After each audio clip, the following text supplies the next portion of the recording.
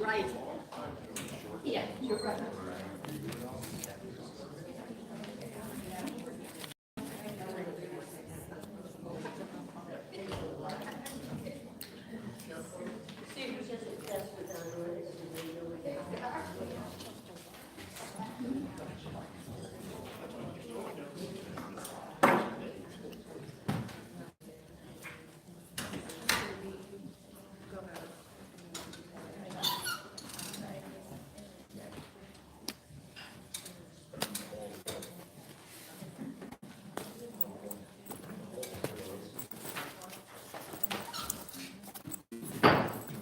Good evening. Welcome to the special board meeting of Wednesday, October 24th. On meeting to order. Roll call, please. Here. Here. Here. Mr. Hollington, would you please give some pledge of allegiance? Okay, when everybody's rise, please stand.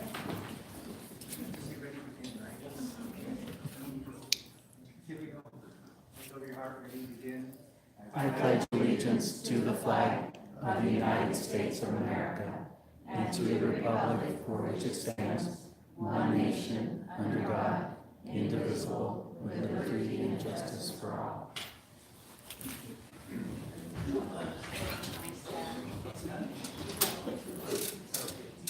Public comments. Public comments are intended for members of the public to address the Board of Education on items involving the school district. Such testimony shall be limited to 3 minutes each person and 15 minutes each topic. If an answer to a specific question is requested, the board president will, if appropriate, direct administration to respond in writing.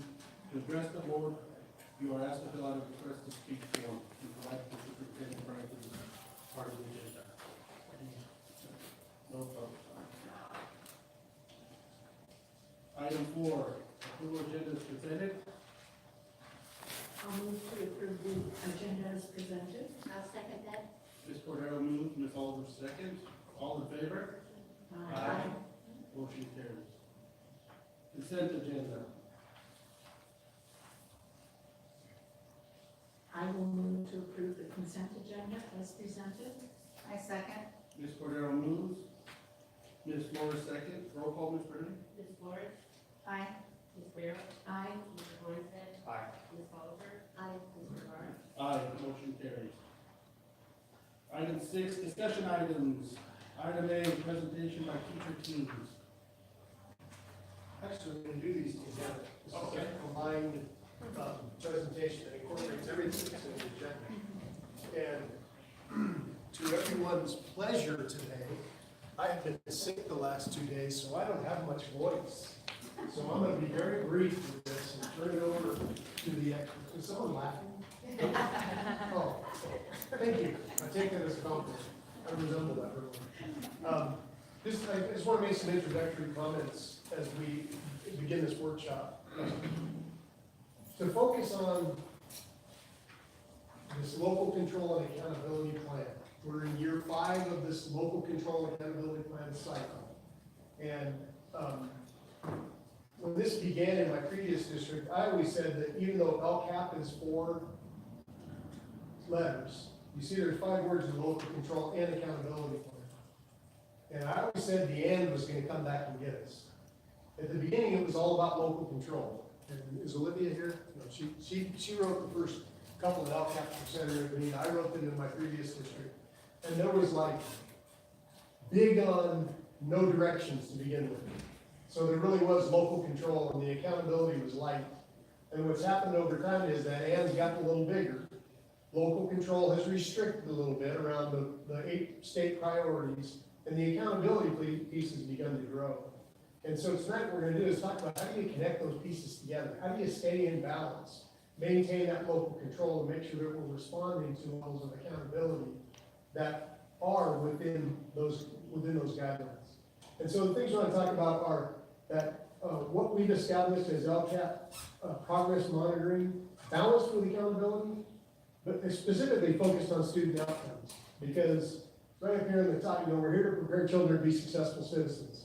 And those of us who've been in this business a long time, we've been involved in writing a lot of plans, some of which made good doorstops or evened out a table that had a short leg. But in terms of really making them actionable, really being focused on student outcomes. So got some talented individuals tonight to share with you, because when we talked about accountability over the summer, the request from the board was, we'd like to see where this is really happening. And so I want to thank the RICE team for being here this evening and really sharing their expertise, because getting some phenomenal results along with a lot of other places. But we want to make sure that we're following through on that and making that connection between the local control and the accountability piece. And then we want to talk about the local indicators, because along with the statewide accountability measure, there are some local indicators that we're required to complete. There are some new ones that have cycled in this year. And so that will be the second half of what we do, which will be combined with some time to collaborate around some of the work that we've been doing to give the board some opportunity for feedback on the input we've been getting from the stakeholder groups. Because we've set these workshops up as an opportunity to have a dialogue. And as I've said before, quite often what happens in a board meeting is you get an agenda that's a couple feet thick, and at the end of the meeting, we ask, does anybody have anything they'd like to add? And when we look at the clock and it's 10:30 or 11 o'clock, nobody really wants to say anything. And so that's really the purpose of these sessions, is to have an opportunity to have a dialogue around that work. And particularly around the LCAP as a process and not just a plan, to ensure that we're continuing to build on the work from year to year. And so just as a reminder, again, there's that vision statement. We're here to prepare children to be successful citizens.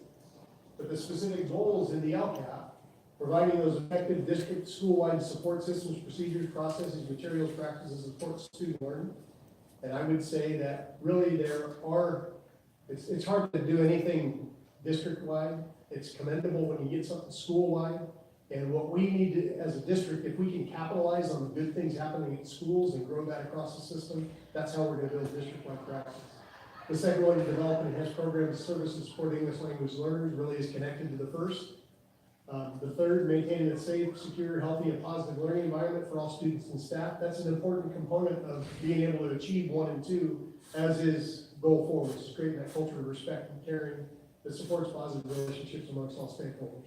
I want to put those goals up front and center, because oftentimes we lose focus when we're talking about actions and services that are buried within the, how many pages in the plan? This is what we just asked for today. 307 pages. Right? So, trying to cite a chapter and verse becomes a little difficult sometimes. But remembering the balance points around those 4 goals that lead to those outcomes for students is really the critical part of maintaining focus.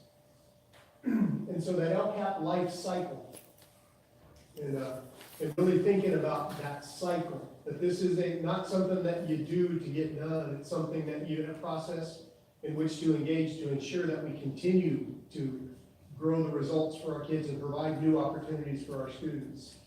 Is really built around this 4-sided, reflect, adapt, grow, and hopefully from growth, you reflect on growth, what worked, what didn't work, how do we capitalize on what works, how do we adapt and continue to adapt and grow. Well, we're in this phase, up in this top left corner. July and October, evaluating progress of a plan that was approved in June, that's only been implemented for about our first 9 weeks of school, but we can't really evaluate progress, it's really monitoring progress. Conduct needs assessments based on feedback that we've received. So those cycles themselves are cycles within cycles. So this isn't just a linear progression from each of the 4 points around the calendar. Within each of those sides of the square that's there's a cycle that's conducted through the stakeholder feedback. And so we're going to reflect on some of that today too, in consultation with stakeholders. And then it's how are we implementing as we move on to the next phase and continuing just to grow those results for kids over time. And this actually comes from a workshop, school services, the school service workshop that Mrs. Cordero and Mrs. Herrick went to a couple weeks ago.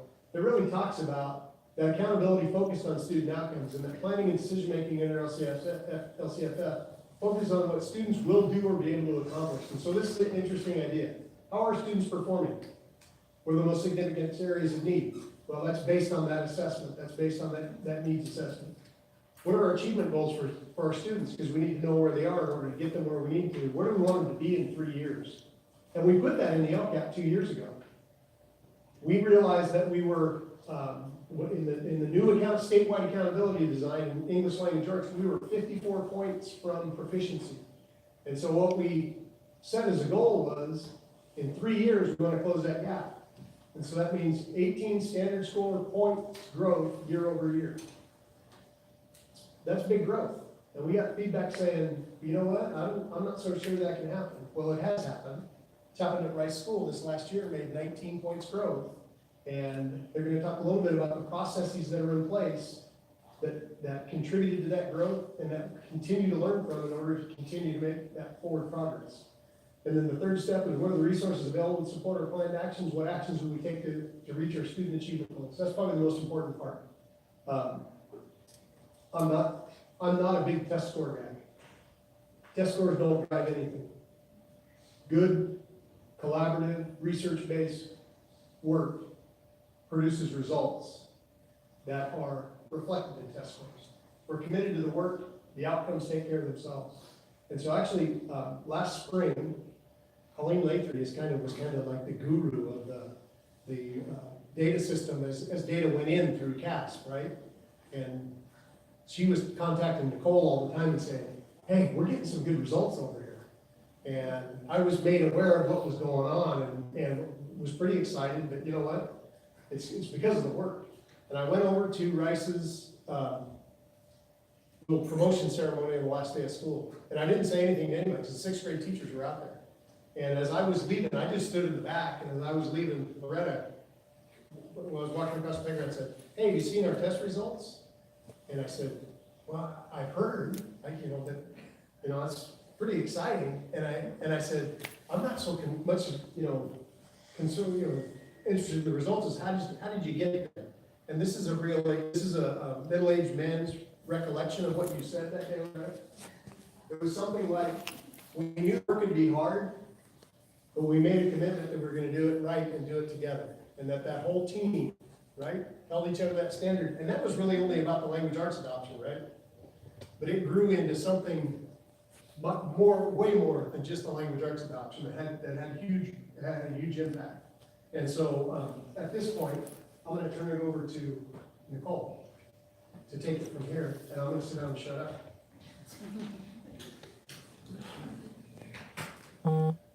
So that day, Luke came back from my school, and he was really excited about the conversation that he had had with Loretta and about the work they were doing. And he wanted me to dig into the scores a little bit. So I started digging into the test scores and disaggregating them deeper than we've ever done before, which is what we shared with you in August or July, when we dug all the way down into the grade levels. And we noticed that there were a lot of schools that had showed grade levels or departments that had increased significantly. So it started this rabbit hole of going down and asking teams what they had done to show such good, to have that temperature check, that state test shows so much growth for their students.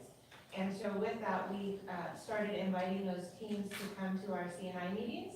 And currently we've had the Rice 6th and 3rd grade team, the Ontiveros 4th grade team, and the Sanchez 3rd grade team come and share with CNI. But we also remembered that one of the things at the July board meeting was Jody said, I'd really like to hear from the teachers doing the work. And we really wanted to honor that and make sure that we gave you the opportunity to hear about the work, because we always say that until it touches the student's desk, it really doesn't have that impact. And the people that touch the student's desk are our teachers. And so we wanted to give this team, Rice 6th and 3rd grade, the opportunity to share the work that they've been doing. And so with that, I'd like to introduce the teams that are here. So we have Colleen Lathrey, the principal, who's here supporting our team. And then we have our 2 of our 4th grade teachers, Ann Stump and Amber Castle. And then we have the entire 6th grade team, Stephanie De La Guerra, Sally Rodriguez, Loretta Munoz, and Jeanette Jensen. And so I'd like to invite them up to come and share a little bit of their journey with you.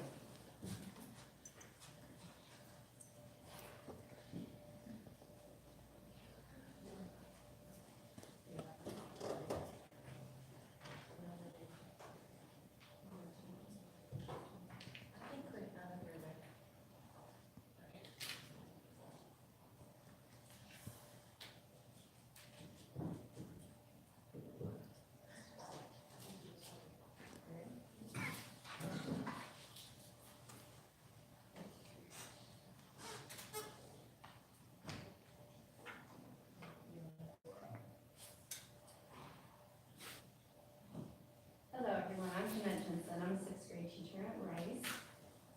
So one of our big things that we changed, we really collaborate a lot together. We always say we're a team.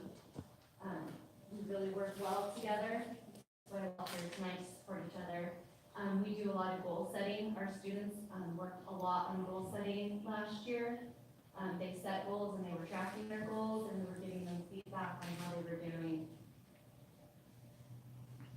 This is a picture of, this is our third grade team and they're in collaboration that day. This was this year.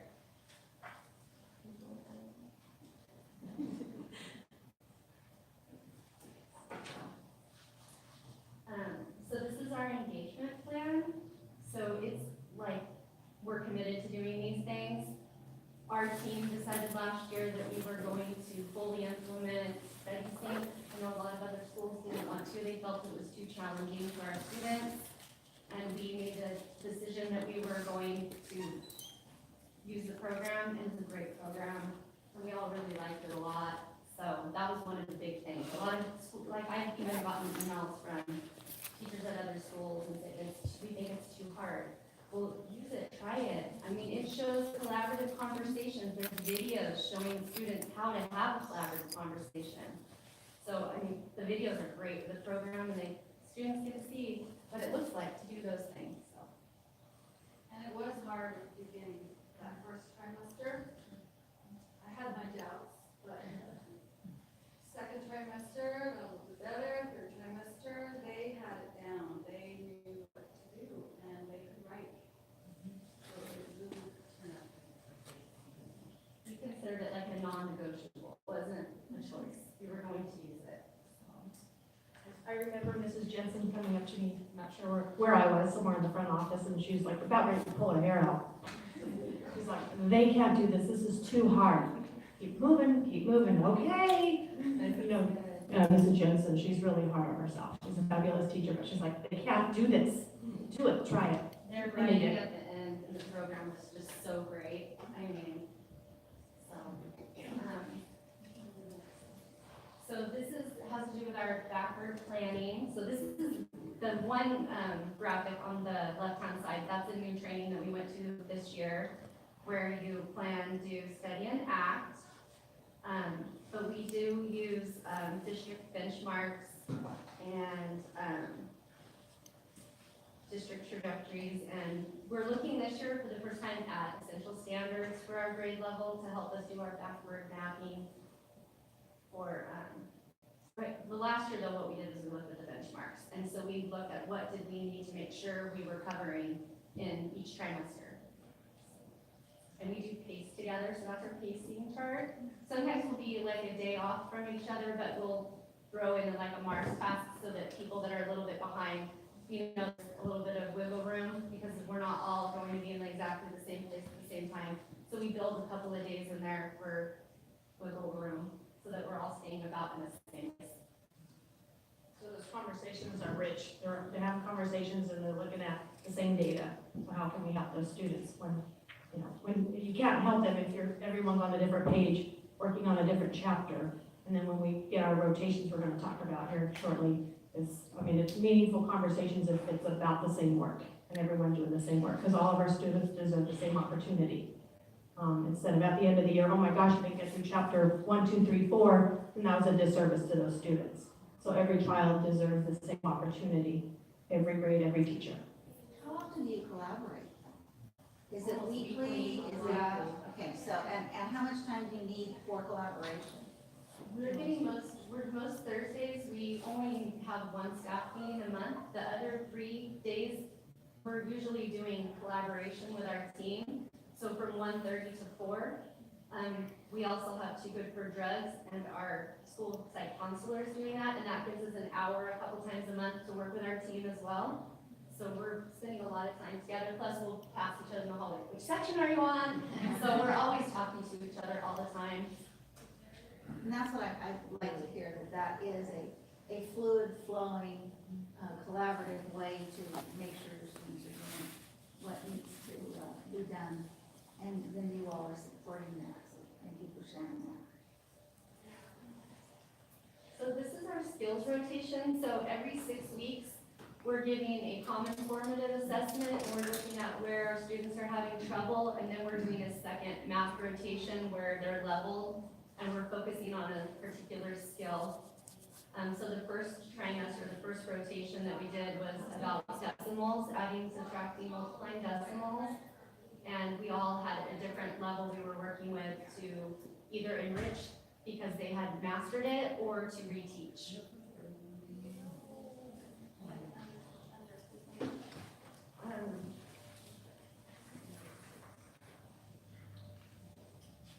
So these are for, this is when we're collaborating as a grade level team, when we're getting ready to start a new rotation. So we look at the common formative assessment and we put our students into the group that they need to be in for the either enrichment or reteaching.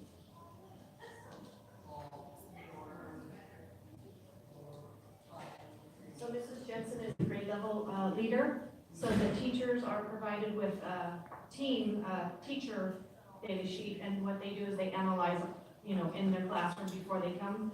And then when they come, they work together and collaborate and work as a grade level and try to, did I whack you? And they work as a grade level team and analyze the data. So then that's when they really get into it and, okay, well, it looks like this student needs this skill, and they look, okay, there's 35 students altogether that need addition, subtraction, decimals, whatever it may be. And this is when they spend a lot of their time collaborating about each student individually, and how they can best support them. Stephanie, I don't look at this paper. I told her some of this stuff, I say, I just collaborate, and she's typing because I'm not a typer. So I'm like, some of these papers I don't ever see because she has them.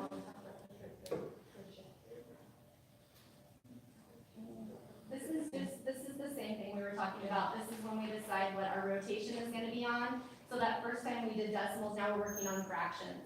So this second rotation, we're working, the first half of it is on adding and subtracting fractions, and then the second half of it, we're going to do multiplying and dividing fractions.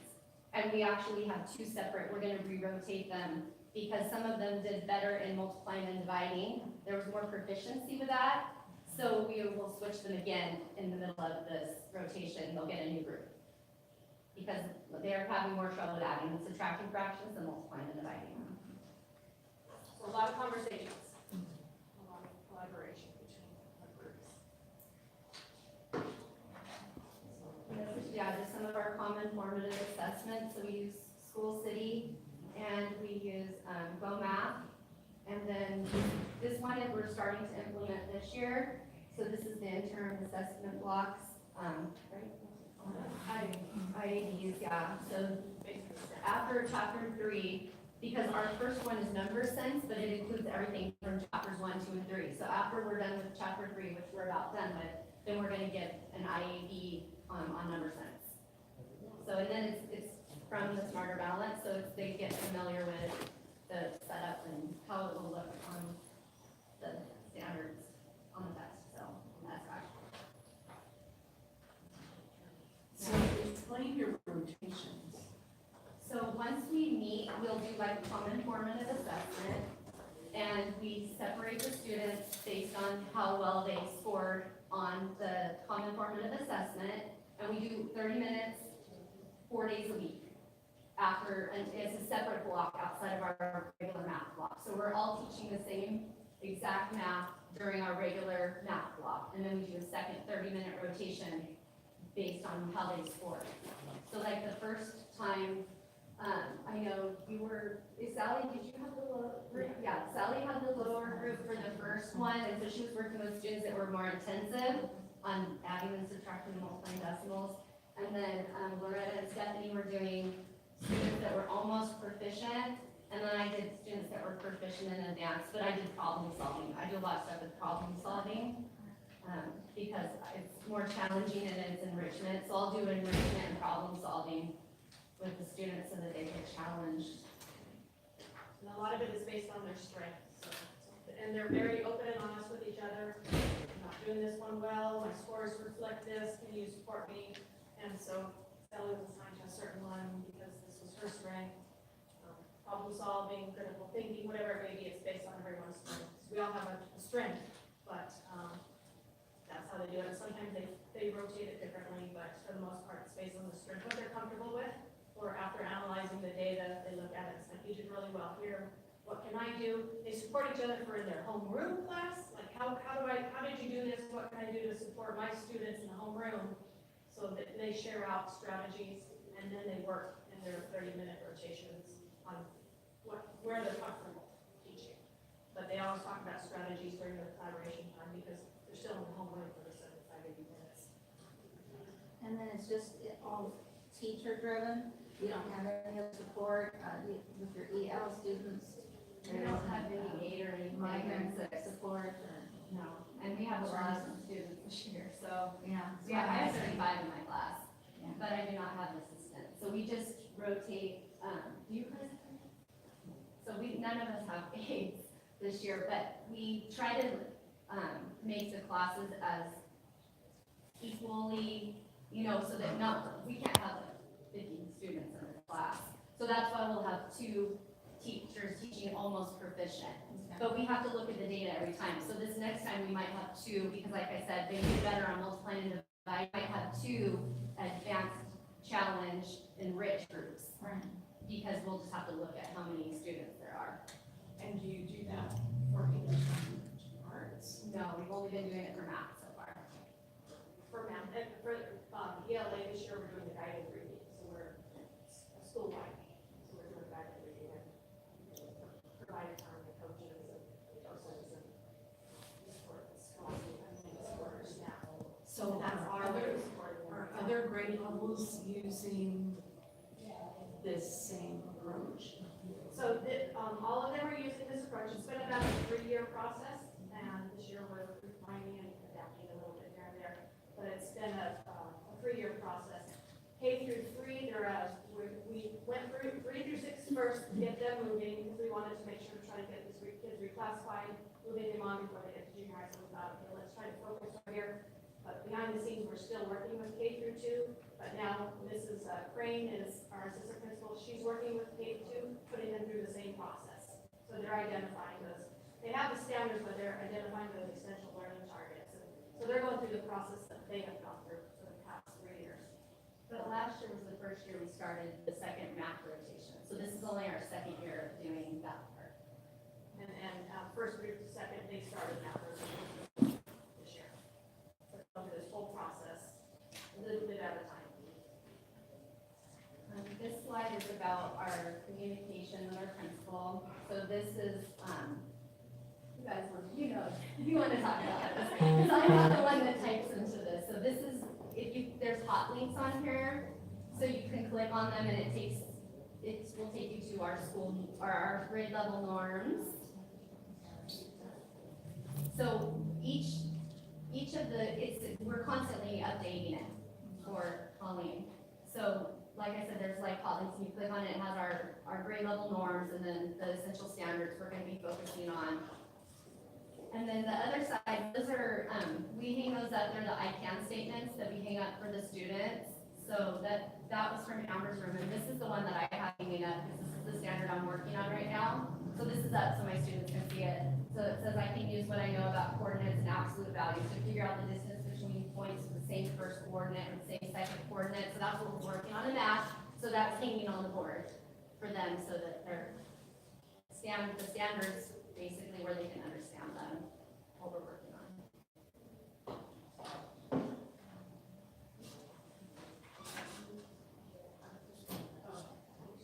This is goal setting conferences. We're working with students to give them feedback on something they may need to work on. So we're using the race strategy. We're going to get to that slide here in a minute.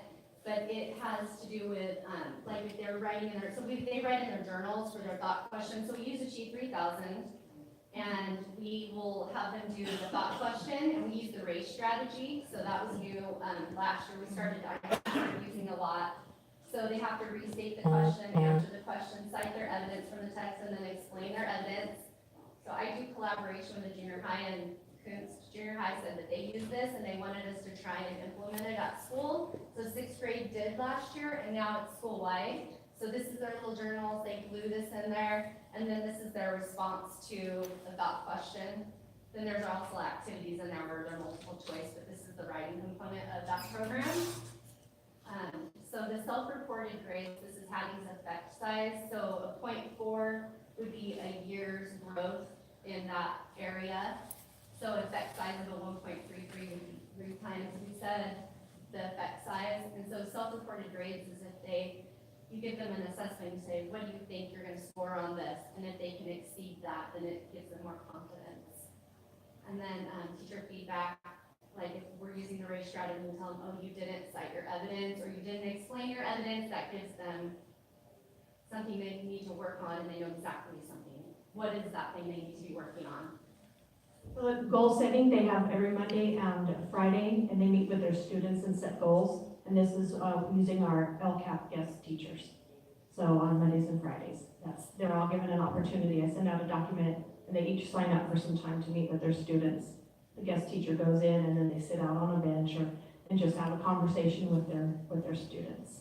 They get to know them and just ask questions, what are their goals, their ambitions, and they share out whatever documents they have and they set some goals. So all this extra time that we're getting to collaborate during the day and this type of thing, getting to meet with our students outside of the classroom, or just right outside the door, it just really, I think it just really helps in their success. I think one of the other things that we're doing is we're talking to the students about where they're at. And of course, grade level 6th graders can have about a 900 lexile, but they're not all there. We have kids that are 350 and 400. And a great time to talk to the students about, if you're at a 350, I would love for you to get 900 next cycle, but that's not like fair. But if they're at 350 and the next time we cycle over and I'm like, wow, look, you're at 400, that's a 50-point book, that's good for you. And you want to be this, and according to some data sheets we have, if you want to be a doctor or an engineer, your Excel needs to be in this zone. So we're going to keep going for that, but showing the kids that you've made growth. And sometimes it like hurts when you're like, oh, I'm supposed to be at 900 and I'm at a 350, but you know what, we're getting there. And we show the change, like little by little. So kind of tapping back into it, is it all about the test? But the growth. I'm really looking at the growth, and the kids can see it and they feel good and they know that it matters and they're going to try harder next time. They're part of the process. They understand now the why I'm here every day. There's not just having to sit in a chair and listen to my teacher talk at me. It's everyone together as a team. In the goal setting, do you meet with each student every Monday and every Friday? Or is the goal to meet with them once a week? It's depending on The needs the of the week child? and, yes, it's depending on the week and how many openings we have available. But I try to shoot out every Monday and Friday and balance. Sometimes they get the 2 Monday and Friday spots, sometimes it's just a Monday. It's depending on how many teachers I'm going to get through. And the bulk of, sometimes you meet with a certain group and they might be more time, an hour or a half hour. So it varies. It's based on the needs at the time. See, this is their sheet that they use for Achieve. This is one of the things I really liked last year. So we had a trainer from Achieve come in, and they went to the Career Center and they picked 3 jobs that they were interested in maybe having as an adult. And then they got to pick their top choice, and they got to see what your lexile needed to be to have that job. And then we look at how many years they have left, and we divide it. And we're like, well, you only need to be 1,000. And so you have 6 more years to do that. So you need to grow this much every year. So they really have realistic goals that they're setting, not goals that are not achievable. So then every month they put their lexile from the beginning of the month, and then they write their lexile from the end of the month and say if they met their goal for that month. And they're tracking every article that they're reading. So they're writing the date, the article they read, and then putting their score on that. And they know, like in 6th grade, we tell them, you have to have 75% or higher. That's why there's a black line there, a gold line, because they have to have 75% or higher on the first try of the activity. And if they're consistently doing that, we'll move their lexile up. So, and then the reflection on the back, they have to answer the questions. Did I meet my goal? How did I do that? And then they set a new goal for the next one.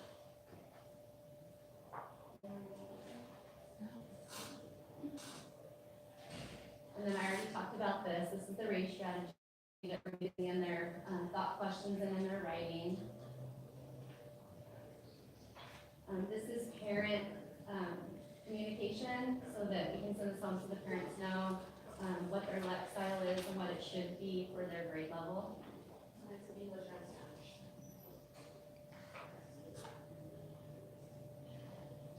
This one was just. Just a reminder, every month I get a report and they flag students they want me to come and acknowledge or try to motivate.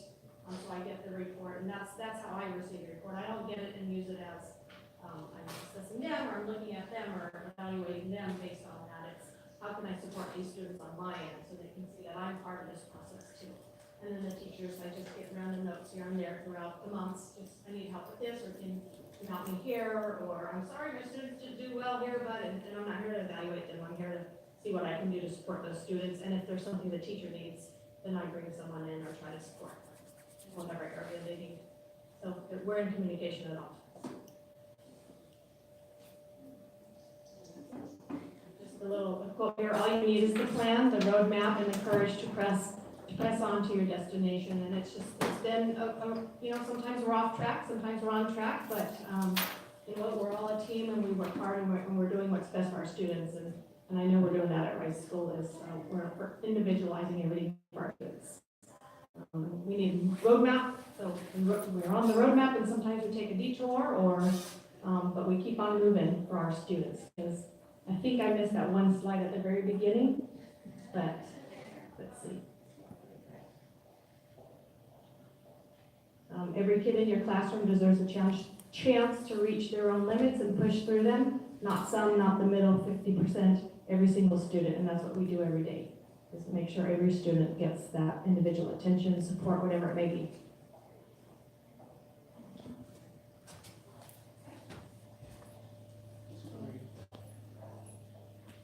Any other questions for the Rice team? Yeah, thank you guys. You make it, to me, it almost sounds like you're making the school smaller. And by that, I mean, it's just with that contact with the kids and that interaction with the kids, you're making things, there's always somebody, not that they're necessarily accountable for, or two, but somebody that's there for them. I mean, that's the thing you hear about people who are always talking about smaller, better, and whatnot, but I think you guys are making your school smaller. I mean, that's always a big deal. When somebody walks across the campus and you say hi to that kid because you know that kid, and they know you, and you've shown that interest in them, that makes just that in itself makes a difference, because they want to please, right? They want to be there, they want to participate, so that's really awesome. We call ourselves the Rice Academy. This is our school, this is our family, these are our students, and what are we going to do for them? So they're just our little family. I appreciate the time that you give, the extra time for teachers to collaborate, because that's always the number one comment. I need more time. And in order to actually work with a client, you need to know what you need to do with that individual. And time is so important. And we're always learning from each other. Exactly. We're always talking, so. You're saying you're here like Yeah. That's the key. So thank you for doing that. Oh, you're doing that, I really like that, I want to do that. awesome. Good team. Yeah, good team. Probably good.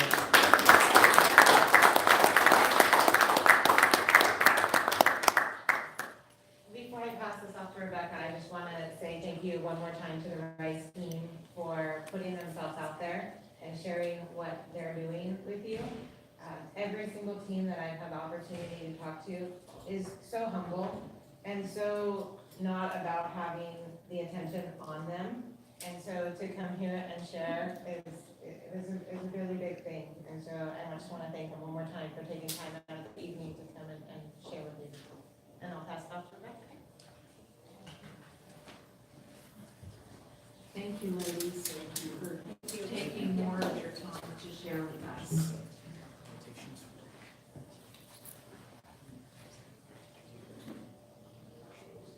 So good evening, board members.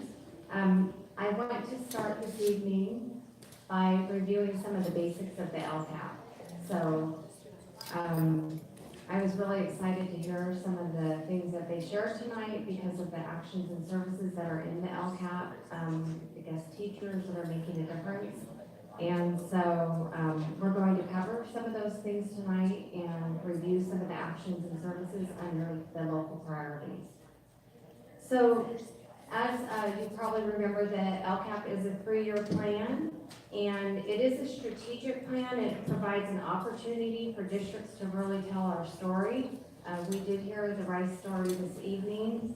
It also describes our goals, the actions and services, and the expenditures, and how we support positive student outcomes. And then it addresses the state and local priorities.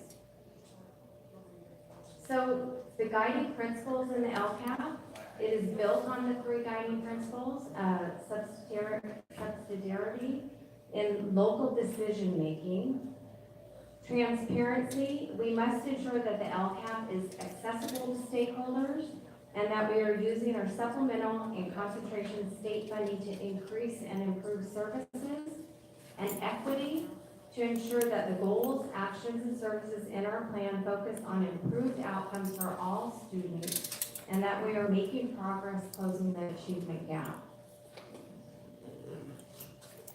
So engaging our stakeholders in the development of the LCAP is required by the law, California Ed Code, and so teachers are involved, principals, school personnel, including management, students are involved, our bargaining units, parents, and our community members. And our community members, that group is in addition to our district state LCAP team. And we work collaboratively and very closely with our community members, and we value their input, so we wanted to make sure they were on our team.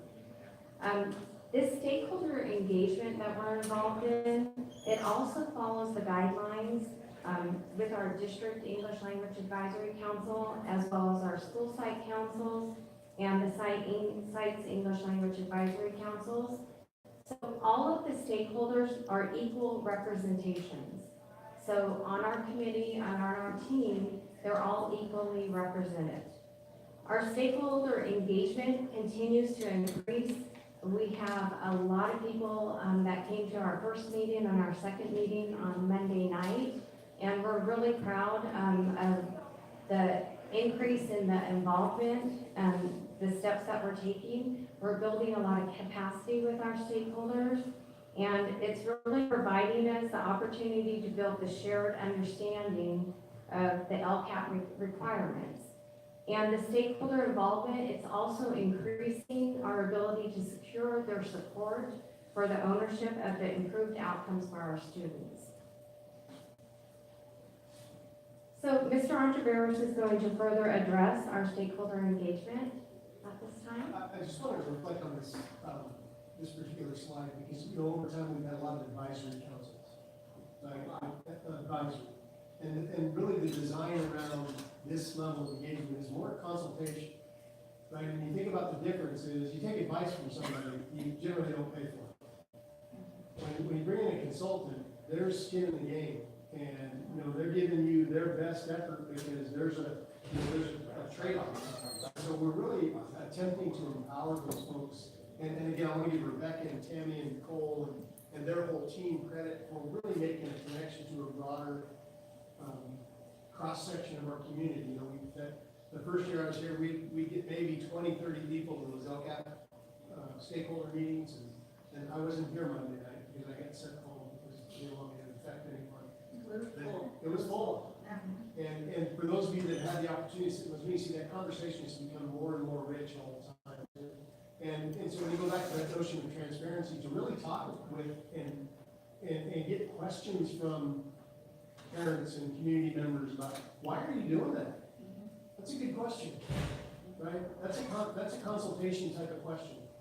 And so this notion of bringing folks in to build that ownership and build capacity is going to serve not just our students in the school, but our community well, and connecting those outcomes to something much more than a test score or attendance measure. It's really putting those pieces together.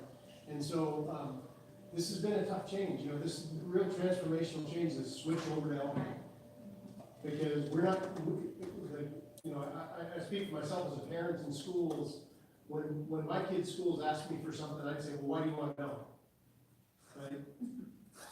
And we've got to really get over that, and this whole design of being engaged means that we're all in, and that's the effort that we're really trying to transcend, and prepare our kids to be successful citizens, because we don't know what 2032, 2033 is gonna look like. The only thing we know is we don't know, and the only way we're gonna figure it out is figure it out together, so. One of the, Go sorry, ahead. one of the things that I have noted in those LCAP group, whatever we call those meetings, I hear more and more from parents, questions like, is that enough? Is what we're doing enough? So I know they're getting it, and they're not just asking because of their own child. They're really thinking of this locally in terms of, our whole school community. So those are the kinds of things that I really find a lot of satisfaction in. Because, as educators, we've known for years that a lot of the things that we do barely scratches the surface. We do what we can with the resources that are available and what we as one individual can do in a classroom. But for others to be saying, that are not in the system, well, is that enough? Should we provide more? And how can we do that? So it raises that awareness of there's money attached to that. So, when people out in the public say, well, why should I give schools any more money? And more people begin to understand what the needs are and why the costs are there. It's not just to pay a teacher more. It's to hire more people to help to educate the whole child. Well said. Because when you think about the history of most of the plans that we've done, they've really just been to make sure you're meeting the minimum requirements. Right. And this is really how do we maximize the impact of our collective efforts, and not just the collective efforts of 5 board members or 5 board members of the cabinet or schools, but our entire community. So the city schools meetings that we hold on a monthly basis with other districts in the city, and the Economic Alliance, we're really starting to branch out. We had that Econ Alliance forum last week, and when we talked about education, I said, education really is the smallest part of most people's lives. You go to school for 17, 18 years, you're on this earth for 80 years. If we're not leveraging that for a more sustainable outcome, then we've still got work to do, and we always will have work to do. And that team that just walked out the door is really indicative of, hey, we can do it if we do it together. But we've all got to be pointed in the same direction, and that level of engagement has to be at a high level, because this isn't about transactional change anymore. This is about transformational change, because we're in a world that's going to look a lot different 15 years from now than it did 15 years ago. I mean, it's the algebraic, I think I'm saying that correctly. I didn't really understand the standard that they were talking about there, about point, coordinates in a plane, but I think that algebraic curve is a lot different than the linear growth that we've got to break that cycle. We're really going to bridge the gap and get our kids where they need to be, fully engaged as the future of this community, this country. And just a comment to the actual structure of the way that the meetings are going. We have students, we have the parents, we have community members, we have teachers. There's everybody there, and the way it's actually formatted and the way it actually is moving is to embrace everybody's voice there. So the collaboration, the power of the collaboration is truly one of being able to share. And I've been almost at every meeting, and I can see the comfort level of individuals and students and community members to actually participate. And in doing that, we're hearing a lot a lot of good information that has to be said in order for all of us to work together. So the team that was just in front of us, talking about collaboration, is truly modeling what needs to be done. And then in the actual room that we have all of these people and breaking out into smaller groups and talking about essential pieces of what education is, the educational pieces are happening in. Bring forth questions of anywhere from, gee, does my child have enough time to eat lunch? To, those substitutes need more training, because that is not an acceptable way for a substitute to act. So it's really very, very telling, and it's very important to be in the presence of this kind of a collaborative effort too.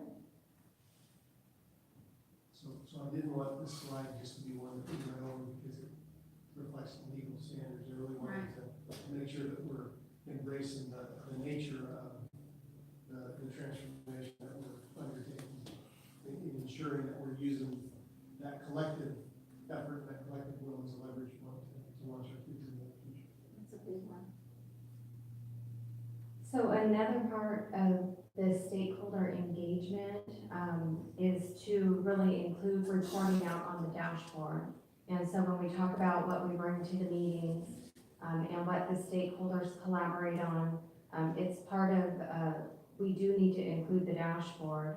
And so the dashboard provides a more complete picture of what we contribute to a positive educational for the whole educational experience. And it also ensures that we focus, keep a focus on where we need to, focus on, what we need to focus on. It reports performance on multiple measures, and then it promotes equity. And so that's one thing, is when we look at what we're doing in our stakeholder meetings, it's, part of it is according to the dashboard. And when the state indicators come out, and when the local indicators come out.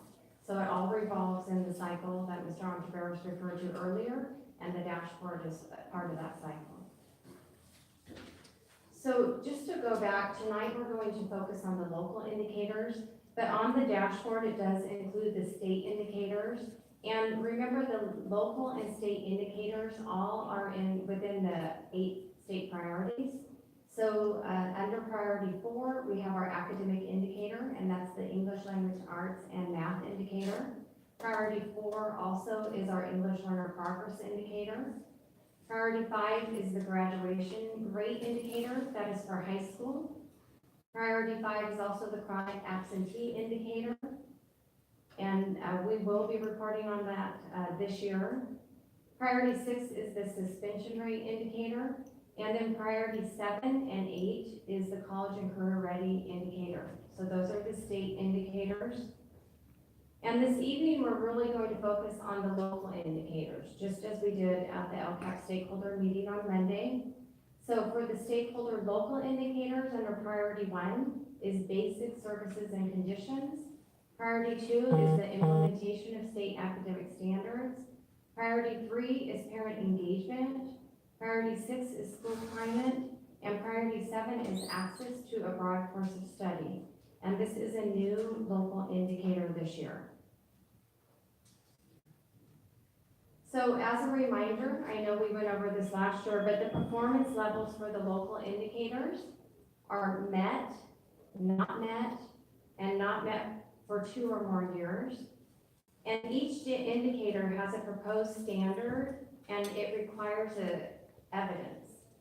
So the district measures progress by completing local self-reflection tools approved by the State Board of Education, and it includes the dashboard or from a menu of local measures. So a district receives a MET if they annually measure the progress, if they report the results at a regular school board meeting, and they publicly report the results, and this is through the dashboard. So the dashboard, we're required to input our information on the dashboard by November 16th. And so we have chosen this board meeting to review the local indicators with you tonight. And this is what it looks like on the dashboard. At our last board meeting, we talked about how the dashboard has changed. It is more parent friendly, and it also will be in English and Spanish. And so you can see on the dashboard, those are the results from last year. And I added the new priority to it, the access to a broad course of study, priority 7. So I'm going to quickly go over the priorities and the local indicators just really quickly with you tonight and review them. So again, priority 1 is the basic services and conditions. This is, we're looking at the appropriately assigned teachers, access to the curriculum aligned instructional materials, safe, clean, and functional school facilities. And so we measure that through our human resource department, and we also measure that through the Williams report. So last year, on our report, we had 0 misassignments of teachers of misassignments. We had 0 students without access to their own copies of standards aligned instructional materials for use at school and at home. And finally, the report showed that all schools met the good repair standard on the Williams report. So for local indicator 2, priority 2, we are measuring the implementation of state academic standards. Our report must include the progress we are making on implementing standards on all content areas, and we are using the state-suggested rubric as our reflection tool. A self-reflection tool is the rubric that the state has advised us to use. So this measures the district's progress in providing professional development for teaching the state standards, including English language arts, English language development, math, next generation science standards, and history and social science. Other adopted academic standards that it includes: career technical education for 7th through 12th grade, health education content standards, physical education model content standards, visual and performing arts, and world language. So priority 3 is parent engagement. So we must measure progress towards seeking input from parents in decision making and promoting parent participation in programs. And then we must report the results to you and the school board and our stakeholders via the dashboard. And then to measure the progress on this, we are including the LCAP Parent and Community Member Survey, DLAC, our LCAP Parent Advisory Committee, and the rubric from the California Department of Education Family Engagement Framework. Priority 6 is our school climate, students' perception of safety and connectedness. We are using the state-suggested rubric. We also use the state-suggested rubric as the California Healthy Kids Survey. Our 5th, 7th graders and staff members take the survey. We also use our LCAP Parent and Community Member Survey to measure school climate and safety. So when we look at the Healthy Kids Survey, this is reported in our LCAP plan and also under the local indicator. The survey measures school connectiveness, caring adults in school, high expectation from adults, and academic motivation.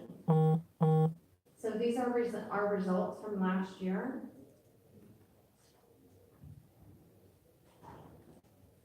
And finally, for priority 7, we're looking at access to a broad course of study and the progress towards student access to the enrollment of a broad course of study.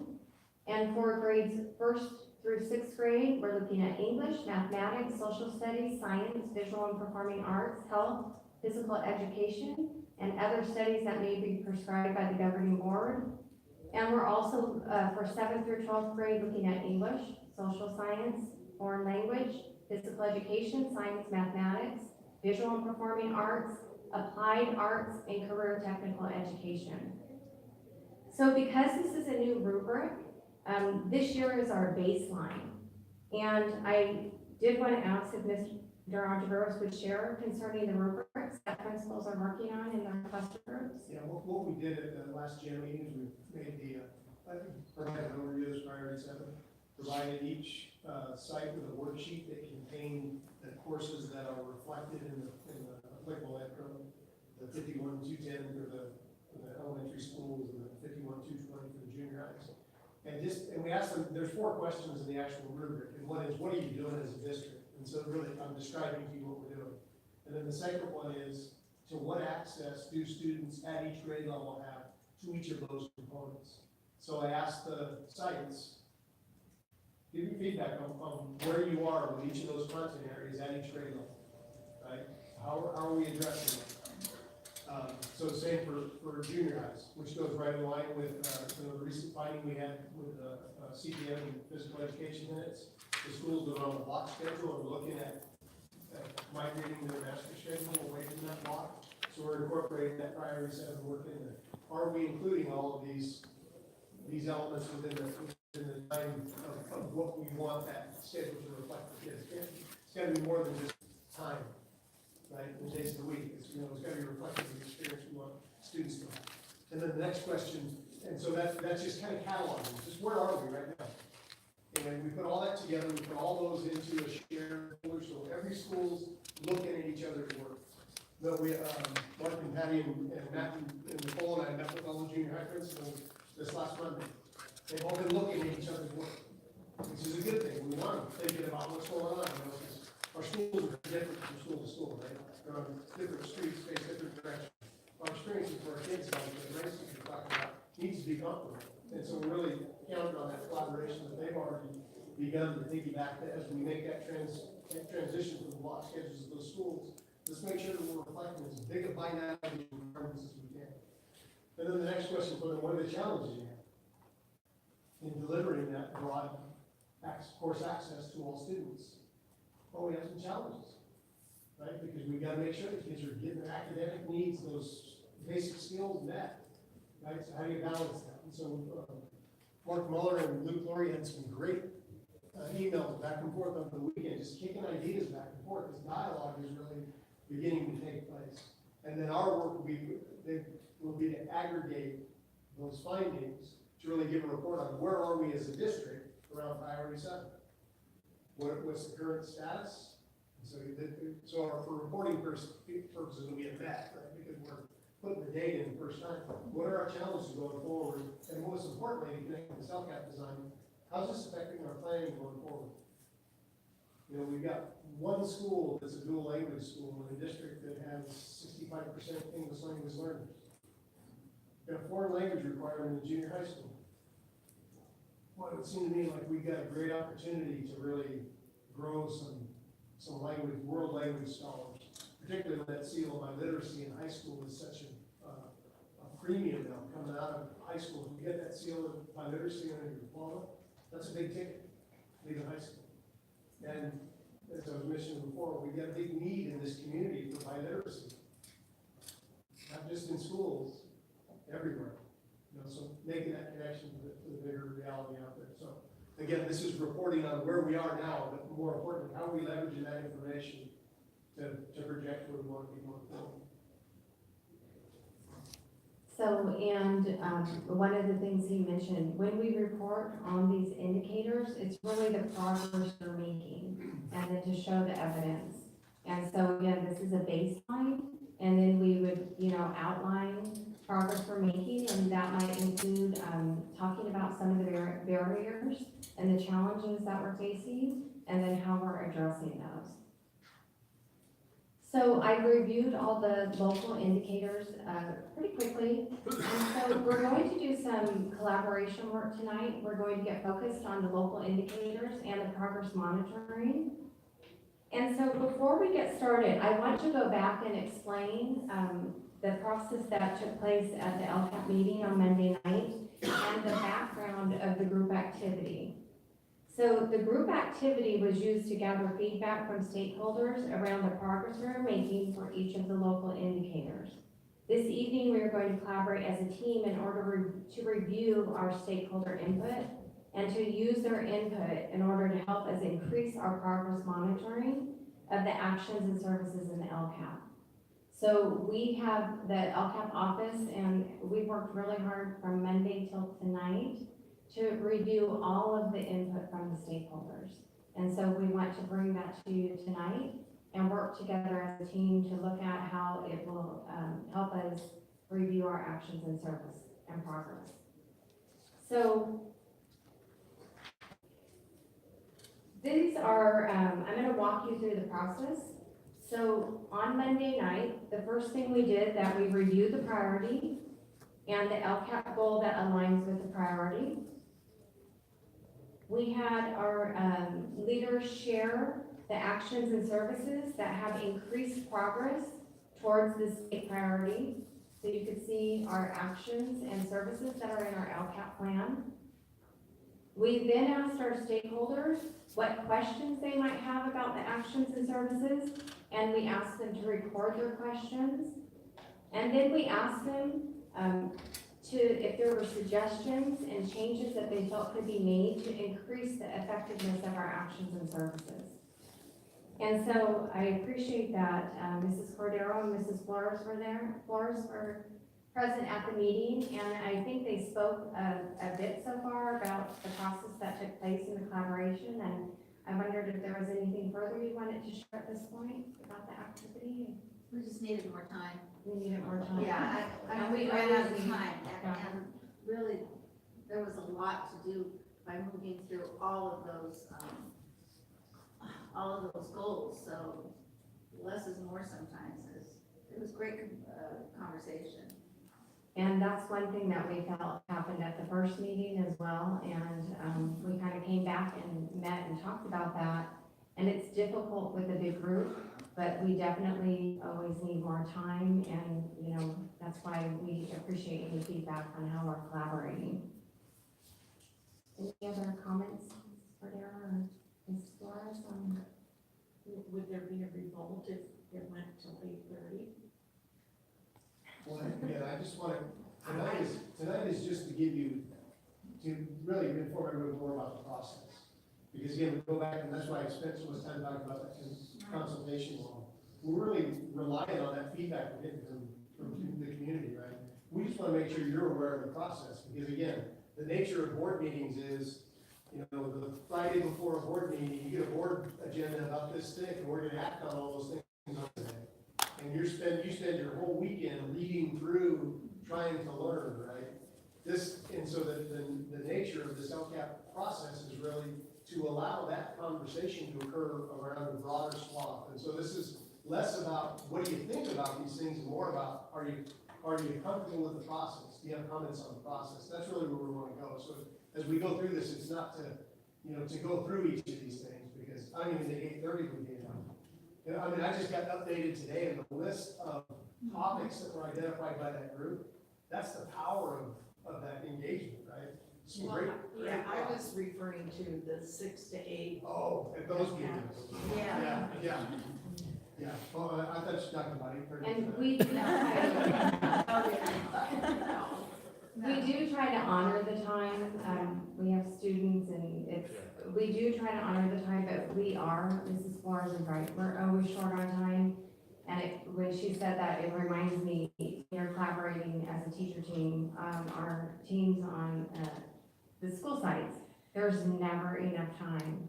And so that's one of the challenges, and it's one of the challenges of putting these activities together, is considering if there will be enough time. So we think about time all the time. So I'm going to, what we want to do tonight is kind of continue the progress and again, review some of the input that we gathered. And so we're going to take you through a process of fielding, reviewing the stakeholder input. Okay, so we're going to discuss the input as a team tonight. And while the stakeholders have many suggestions and input, we listed the ones that were the activities that were most frequently identified by stakeholders. Okay? So, Rebecca, is there any place that has all of the comments that were? yes, we are still working on that. We have a long list, and we're translating those back from Spanish to English. Okay. And so we do have those available, and we do plan on providing you the input. Thank you. So tonight, we're going to work and we're going to look at the stakeholder input. And we're going to look at some of the things that they suggested. And then we're going to answer the following questions. So we're going to ask and answer what state priority or local indicator and LCAP goal does it align with? Is it an action or service that's already in the LCAP plan? Is the recommendation proposed supported by data? How does it increase or improve services? Is this increase or improvement above what is provided by all? And then how is it currently being measured? And how will we report on the impact in the annual update of the plan? Okay. So we're going to look at some conclusions. What conclusions do we come up with after looking at stakeholder input? So I'm going to go through an example. So one of the suggestions that we had was to increase playground supervision, okay? So what state priority is it under? What LCAP goal? It's priority 6, school climate, goal 3. Is it an action and service already in the plan? Yes. Is the proposed recommendation supported by data? Yes. How does it increase or improve services? Is this an increase to improve services for all? So it provides further safety for students? And yes, it increases the service for all.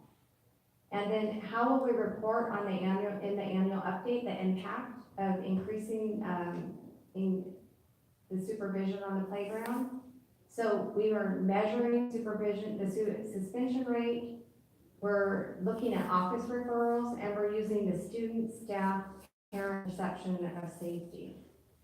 So I did skip over how we measure them currently is through the state indicator, right? The suspension rate, the LCAP survey, and the Healthy Kids surveys. And so these are some of the questions that we might have. How can we recruit and fill positions? Because that's one of the challenges that we have with supervisors. With the positions, how can we ensure that supervisors are appropriately trained? That came up in the conversation, and use the data to build a consistent structure for measuring incidents. So use our data for measuring the incidents such as office referrals, suspensions, if PDIS is a tool used on a school campus. So I just went through all of these with you. I didn't click at the right time. So this is what we're going to be doing this evening. In groups of 2, you're going to choose 2 of the items to consider and field using this process. So you're going to have 15 minutes to discuss stakeholder input, and then moving from left to right, answer each of the questions. And then you're going to record your summary in the conclusion spot, right? You're going to record the summary. So at this time, so we weren't sure how we were going to be seated tonight. So if you wanted to work together in 2s, and we have a lot of people, well, not a lot, we have people out in the audience.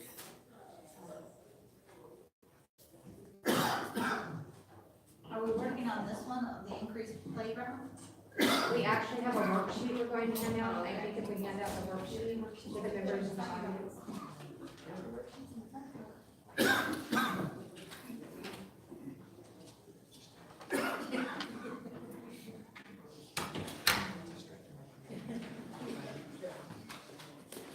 So I think at this point, if you want to come out and join us in the audience, and then we'll kind of sit with you together to run through the collaboration, or we could come up there to you. I'm not sure what's best to do.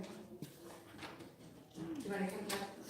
Well, come on out to the audience, and then we could include some of our audience members. Come on in.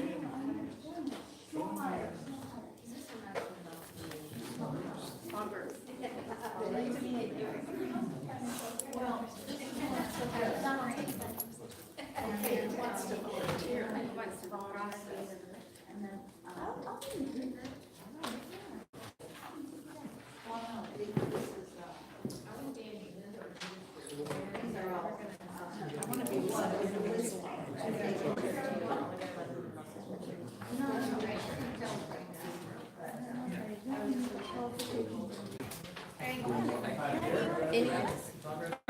now. Can we all join? big group? One big group. I think we're just doing like two big groups and one small group. It doesn't matter to me. I don't want to be a group of one. And I don't want to sit next to Sickly Boy. Next to typhoid Mary. And these are our instructions and the examples, so you can kind of keep that handy in case we get lost, but we can pick any two on one side or the other, so, you all can choose something that's interesting to you, and then we'll take it through the process. I don't have one.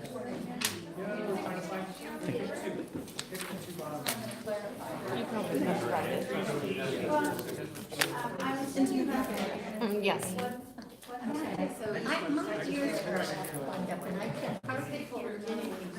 If I don't answer, that's okay, but we're gonna pick two answers going to stakeholder engagement. Right. And then we're going to work on the essence, I believe. I would pick increased technology for students at home. Okay, that's what's all right.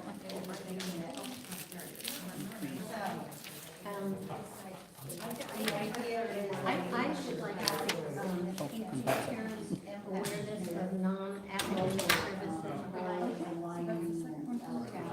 On that same side, You pick two. We only have time for two. Okay, so now, There's one that someone really wants to. More fair in education with workshop choice design? okay. Something like that. Something like that. So we have our little sheet, and there's the first thing that we're going to have to figure out which priority. Okay, so which priority, so we're starting with options. I start like at the top, so the increased parent awareness, non-academic services provided. Non-academic services provided, okay, so it has to do with parents. So, They're all listed right here. priority number, And communication. Priority. so priority goals are listed. So what did you say, priority level dictator? Priority goals are That I'm saying, to increase night custodians, we have to kind of know which Okay, I don't, priority. what you're saying, and I don't know what I'm doing. okay, priority three is parent engagement. Where it aligns with So increasing parent awareness of non-academic services provided. I know this, we're not gonna overthink it, we're just gonna brainstorm.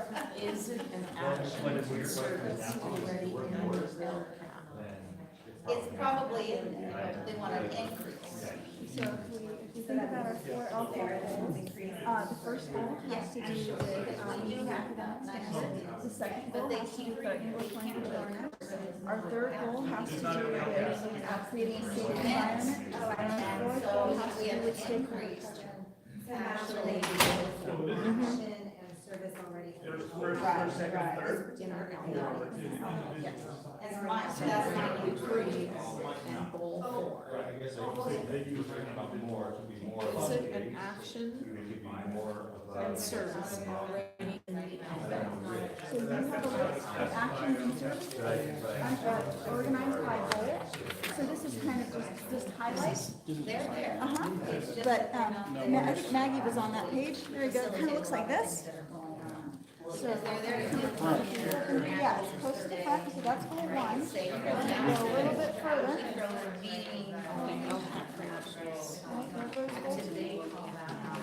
And we're just looking under goal 3. Goal 4. Goal 4. Just knowing like off the top of my head, we are trying to increase and improve our translation and interpretation services for Spanish-speaking parents and for Spanish-speaking parents. So that action and service, the increase in translation and interpretation, which would help with awareness of non-academic services, that's already in there. So there's pieces.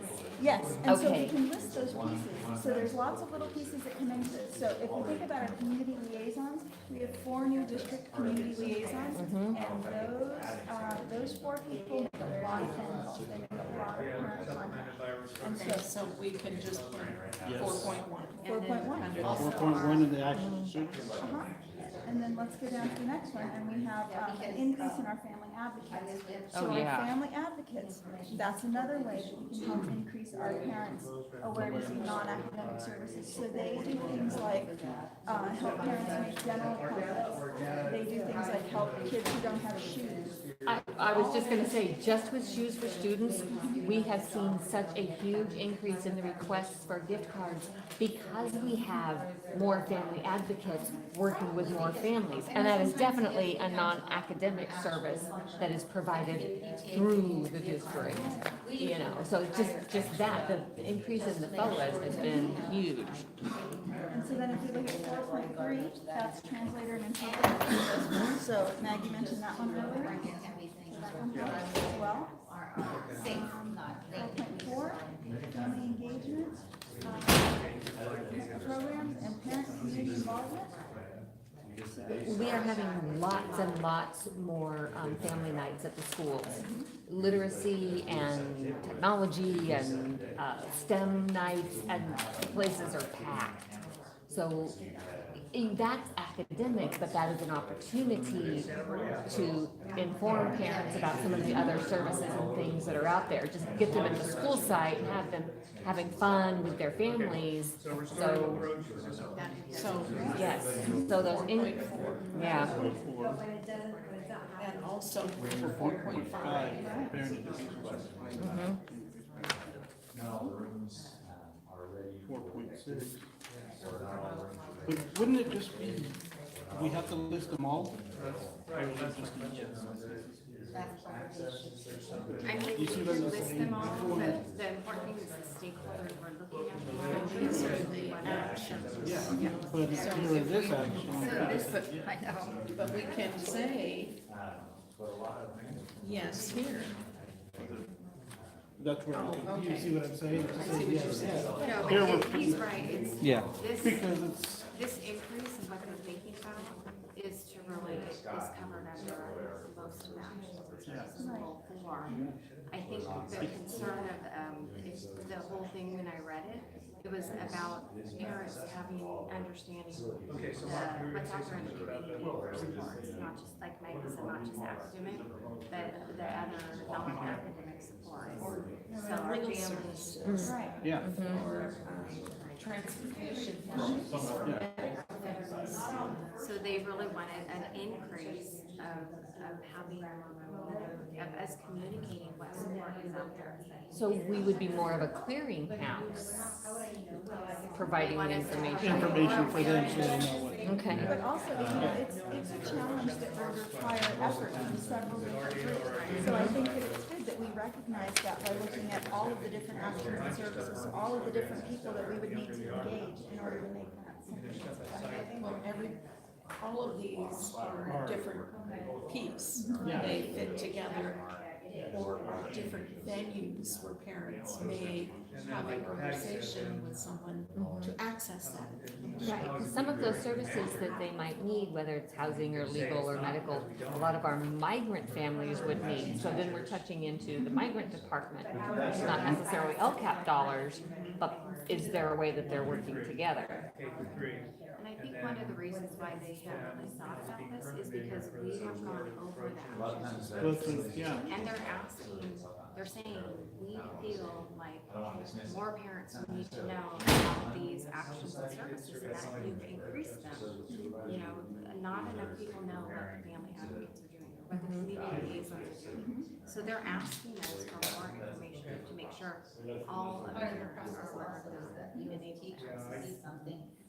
You know, and Rebecca, we haven't done a newsletter. Are we gonna do an LCAP newsletter? That's where we could list some of those actions and services. And the Not like other you need more to thought do, we but. had today, when we were talking, is the new website of putting more videos out there of saying, you know, the stakeholders met and we talked about goal 4, and this is what's included are the services that we provide for parents, but somehow getting that information out there. We can tweet a link to a video. Pretty sure. They probably have to have YouTube on their phone. But that's a Brian We question. do need, There's an you IT know, we department. wanna get more information. So So the next question. Increased technology. There we go. So we're going all the way, Going all the way down the list. Yep, all the way down the list. so it's a yes. Look at how the report, Okay, how so, is it currently being measured? so that includes everything under goal four. Inspection, facility tool. Okay, how does it Those increase? kinds of things, 'cause Is it proposed? or one of the things that was asked also is. Yes. Supported by data. Supported by data, yes. How does it increase or improve services? More contact opportunities? Oh, that's where they go, okay. Okay.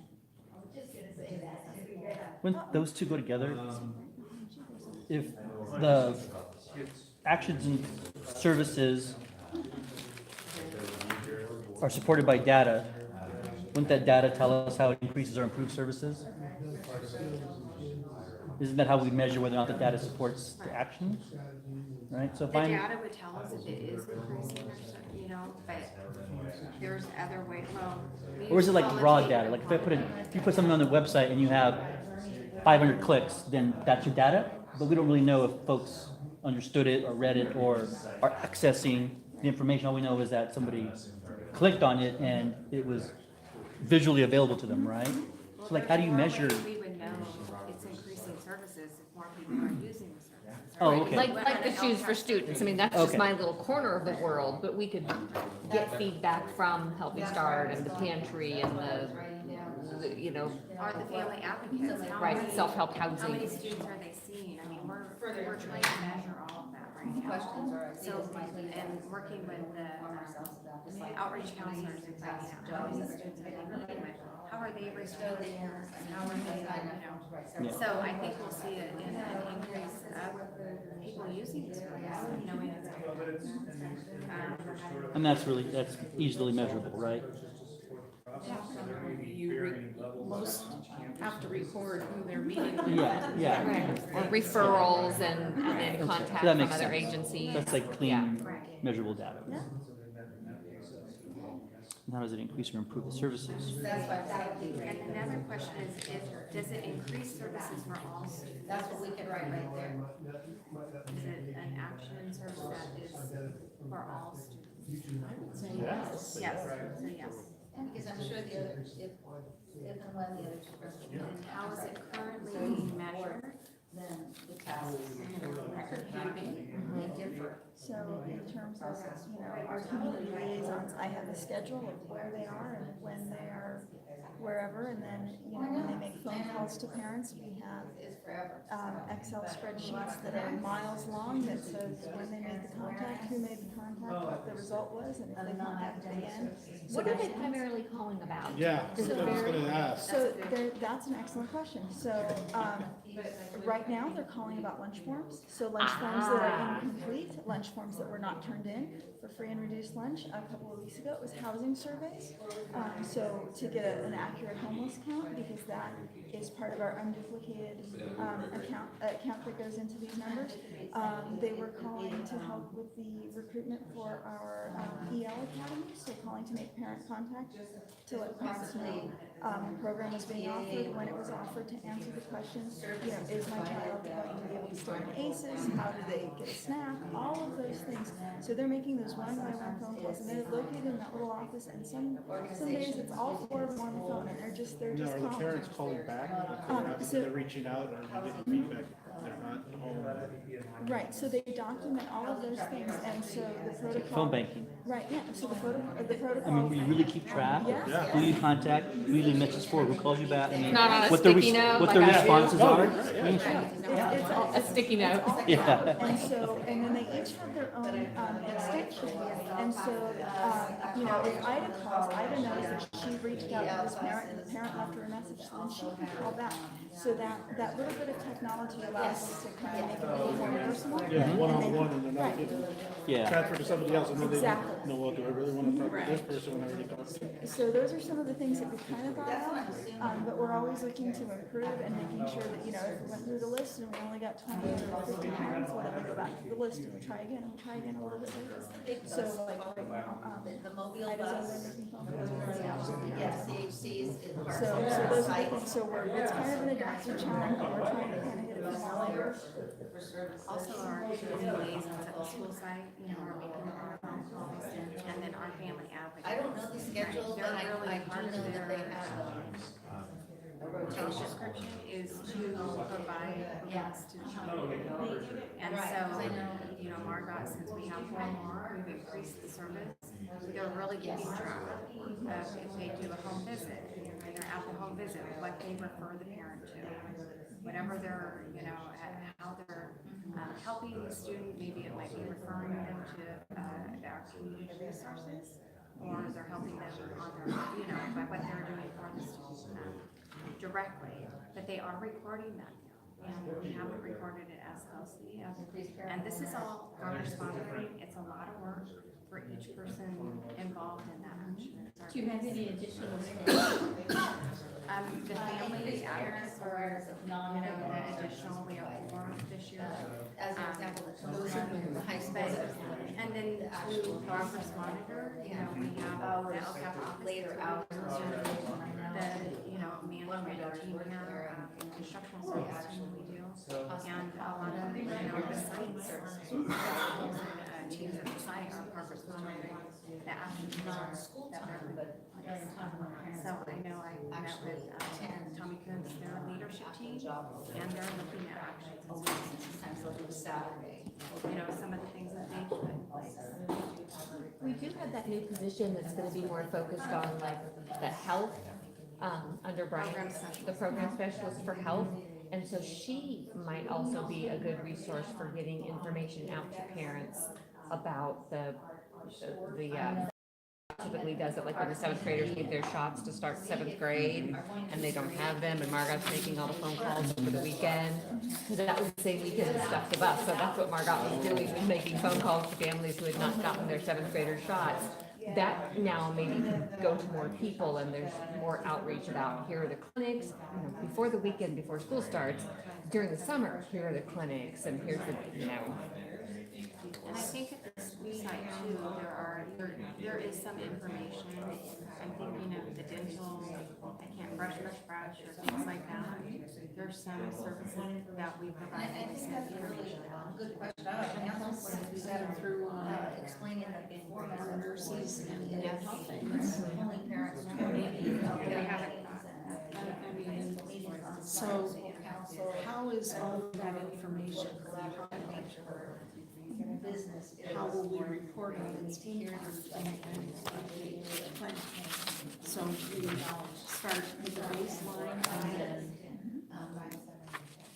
measure The increase. connection I see, I usually get a lot of my input, because I'm a grandma, so I And we're measuring. I'm in front of the school, have conversations with everybody. Quality But, and formal format. that's one thing we're looking at. Yeah. So There are.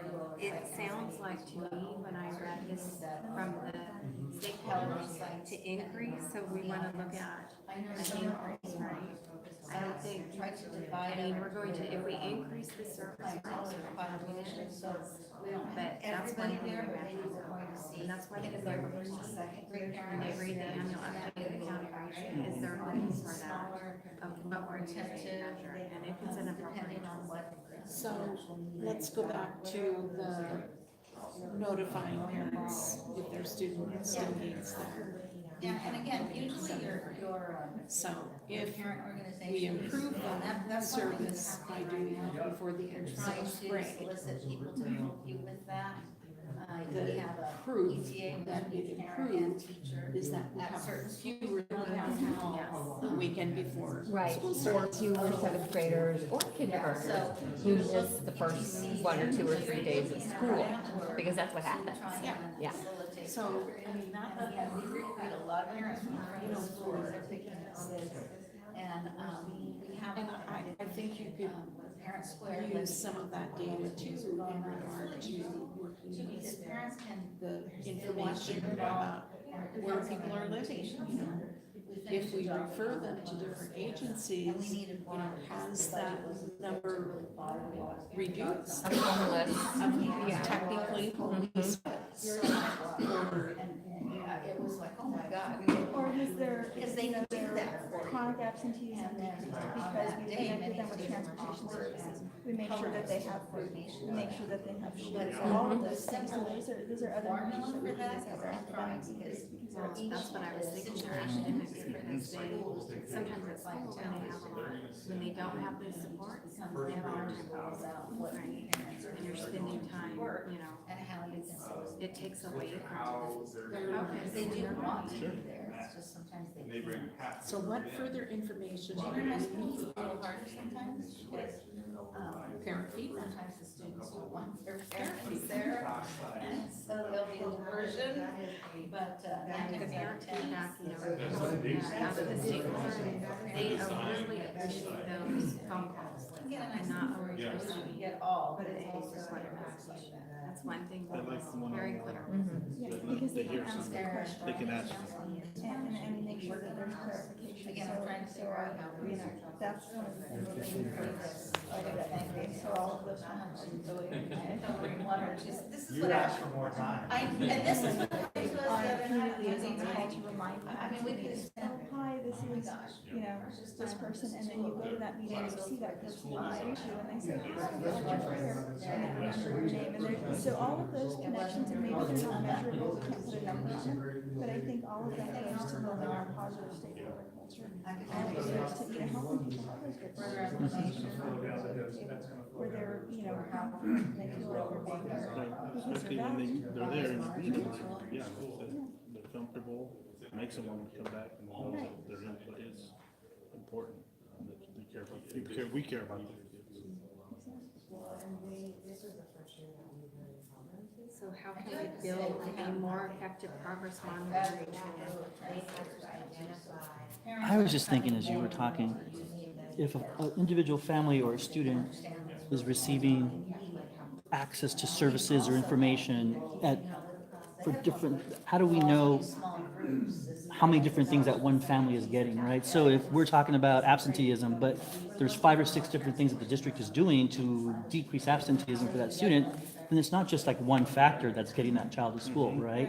So how do we track the 3 or 4 or 5 things that decrease absenteeism? Because then we can duplicate that probably with other families who are in similar situations. We can't just assume it's just shoes or it's just a meal, but maybe it's all these things, It's right? kind of like if you're doing 3 or 4 different interventions with a student.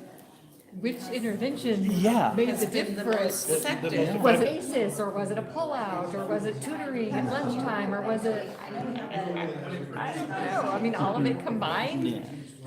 but it could be a big data pool, if we were to pull all those numbers and then kind of look for those recurring things, so maybe Yeah. it's service 1, 3, and 5, and those ones that we see have the greatest impact. See, for a student, it's a little easier, right? Because I can add interventions and then see if I'm getting better outcome each time, right? And then pull the ones that don't have any impact and keep the ones that do. But that's my 30 kids in front of me. I can keep Right. track of that. But, 17,000 kids and thousands of families and the ebbs and flows of that, like, I don't know how. You'd have to have like a meta database that there's some kind of connection.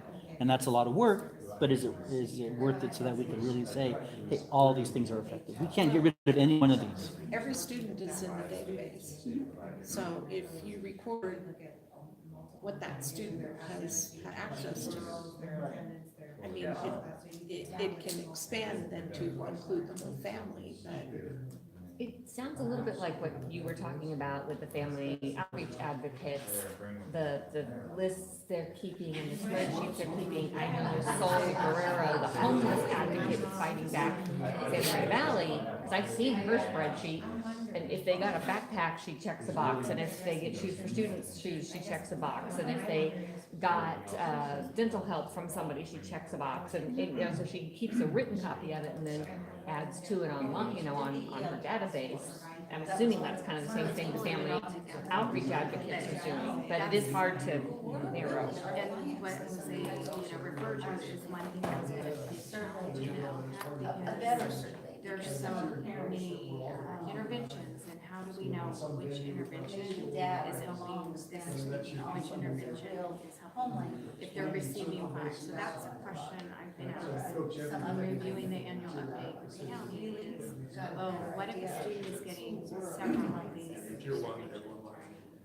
So tracking exactly what they're getting and exactly what's helping them, increasing. That's what happens. It's a challenge. So we've sat down with community partners, and had some of those conversations of how we're better. How they're already. Yeah, how they're going to, and how they're going to communicate, because we do work with Fighting Back Santa Maria, we do work with,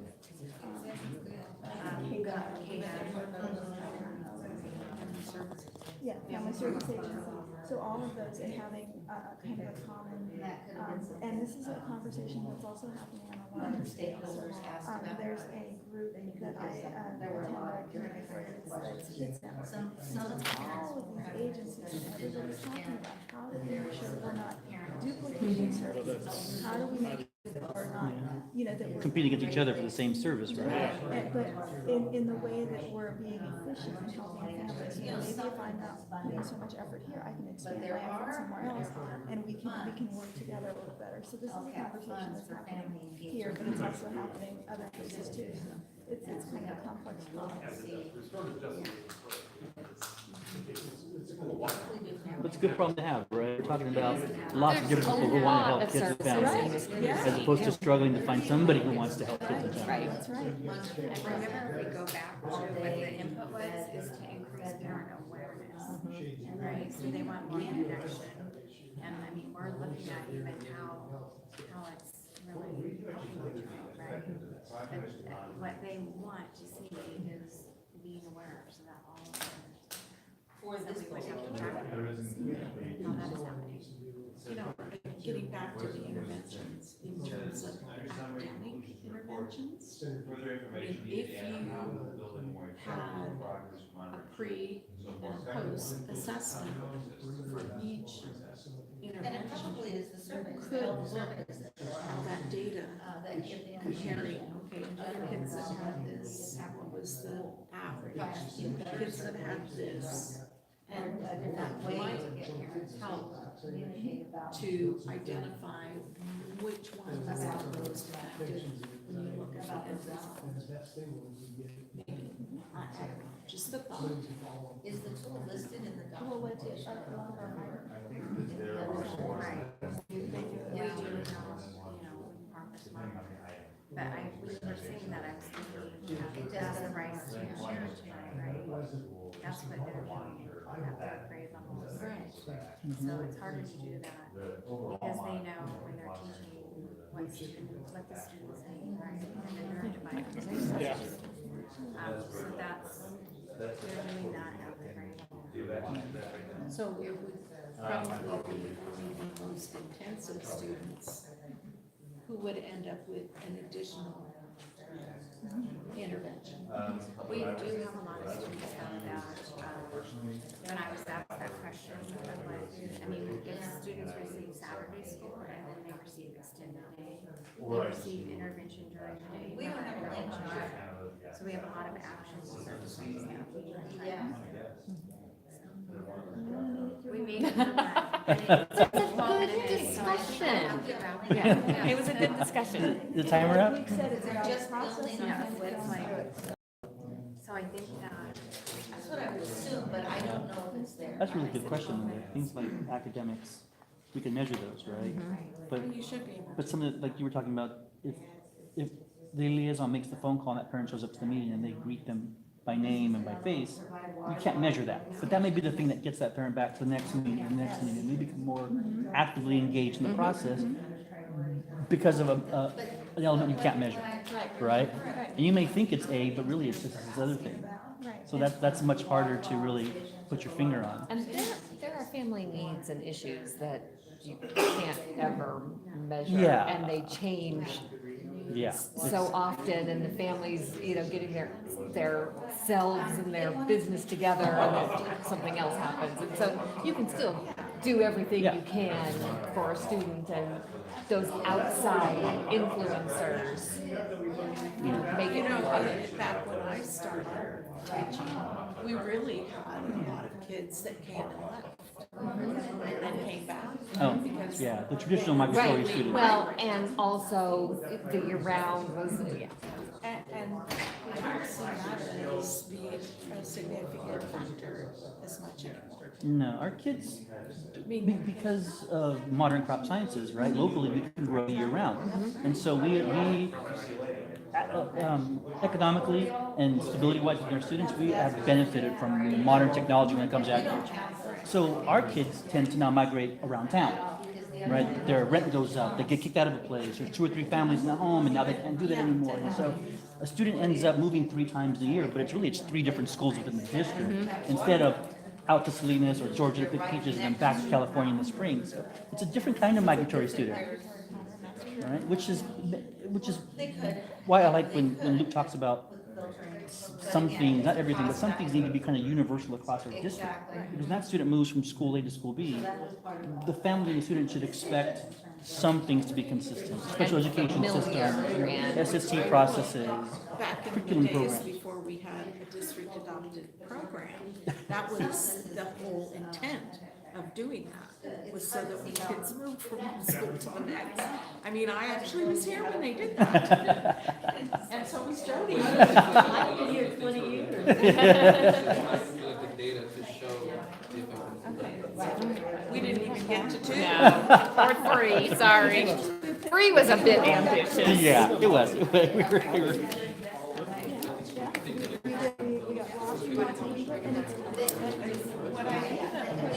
I guess I'm going to be reporting because Oh, were we supposed to report? Mine was just chicken scratch, okay.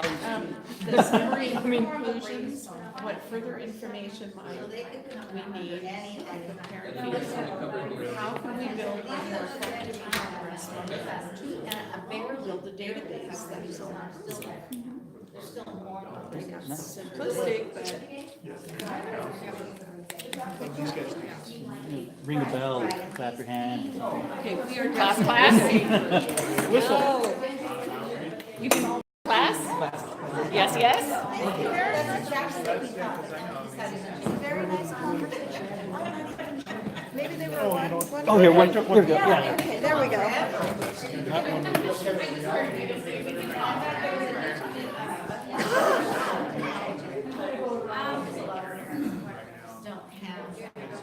Wi-Fi. You know what? So they take their kids to the library and.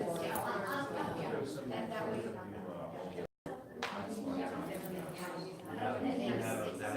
A pilot, but not every, yeah.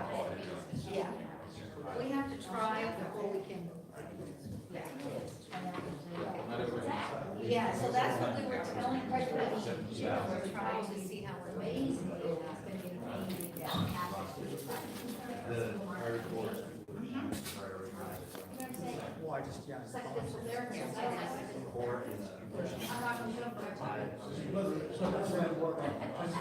As far as I know, they started it, I haven't gotten it right back on the because that was the discussion, so that was. Oh, yeah. It's all right. No. Can't talk to the primary. No, it's funny. It's funny that way. I actually rolled out also.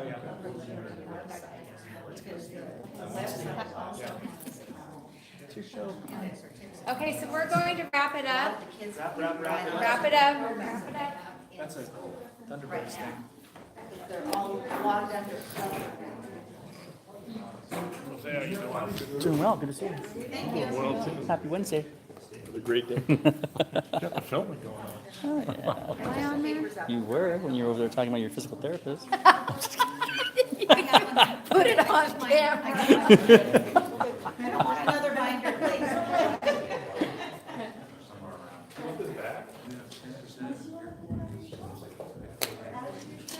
Oh, I wrote it on. So Who follows directions?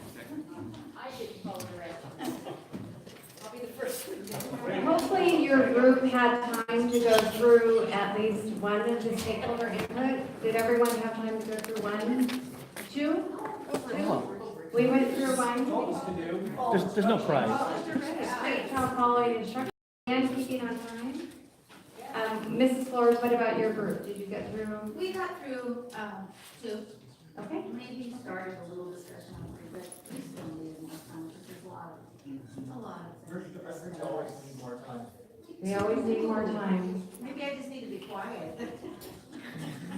No, we value input, right, from all of our stakeholders, and this was a lot of input tonight. One thing, we're wrapping it up, and after doing this activity, what is the impact on your thinking concerning our stakeholder engagement in this process? Well, it's intense. And the one comment generates someone else to think of something else, so it is a very productive process. But it can really expand almost out of control, which goes to the element of time. Because our group had many comments and we only finished one. So, anyone else want to share about how it impacts your thinking about the process and the process we're going through with all of our stakeholders? I think if you have people who are maybe not necessarily new to LCAP, but are still, getting kind of acquainted with LCAP and what the difference are between the indicators and the goals, is it's tying those things together for them. So it's helping them tie where a goal relates to an indicator, and then what the process is for how we want to maybe think about, okay, well, if we're going to try to implement something like this, how are we going to assess whether or not it's going to be effective, and then also think about it down the road about other things. So it's organized nicely to kind of, in that sense, kind of also familiarize people and start to get them thinking, kind of in a I don't know, procedural way. Like it. Anyone else? And then we want to talk about, as we continue to develop our progress monitoring process, what further information do we need? Did anything come up in your groups? Well, just explaining the story, because there is a story to each one of these in ways of, well, why would a parent ask that, or what is in place right now, or why would something like that come up? There's a little story to each one of the stakeholders' input too. And that the story and the background behind the original action and service, and so there's a lot. And I know being at the meetings, it's hard not to stop and answer all of those questions and go back, because there's so much information. And you don't want to give the wrong information. No. So you don't have maybe the report that says what diverse populations are in our school. It's just not here right now. I know we have lots of diverse populations, but you want to give the right information, so it's not just a room. It's fact. That one of the things that I think I might be about this is that we were talking about student input and figuring out where student input into this goes, not necessarily student outcomes, but student input into the process. So maybe figuring out a way to how you could integrate that. And we do have our students that are at our stakeholder meetings, and we didn't have people put their names on their questions or on their input, but reading through them, I can hear the voices of different stakeholders and of our students. This year we have almost all of our students are new to the stakeholder team, and they right away are speaking up and adding their input. So one of the things we could think about is when they have this information, how they're taking it back to their sites. So they are junior high students. We have 7th grade and 8th grade students, but how they're communicating this back to the sites and how to collect more input from students. So there are ways that we could do that, but we have to think about how we could do that to involve them more. Mr. Entrepreneur? And I would just say, to augment what you were describing, is that we're doing the same thing within this facility to look at those current actions of service. How are we measuring it? And I use it as an example. Brian's not here tonight. We've been meeting with our community partners, FSA, and Fighting Back. We deliver a lot, provide a lot of service to us, right? But really to engage them in that conversation of, hey, we need feedback from you about how this is going, so that we can track the impact in other areas for those kids. Right, so it's not just you complete a program and say you completed a program. It's what's been the impact on those other areas, going back to that multiple measurement. So we're beginning to have those conversations too, where it's not in isolation. Just like like you said, these are hard conversations to contain. Because what it tends to do is it engenders more questions, which is a good thing. It's a good, yeah, Right? it's a good thing. Yeah. And so we provided this feedback back to sites as well, and have encouraged sites to initiate the same level of conversation around, the things that we're doing and how are we measuring effect. And that's a hard thing when you're pedaling your bike pretty doggone hard every day. And we gotta be aware of it. And so to build that first shell of, these are the impacts we're seeing on a larger scale. And then when we see those areas of practice, like the rice team did, and the beginning results that are outside of the norm, and they're all over. I mean, we get grade levels all over. If you remember the summer, we had teams at just about every school that were really performing way above that level of expectation. To spend the time to go back and identify, okay, what are the things that you're doing, and how can we connect that to these other algorithms as well?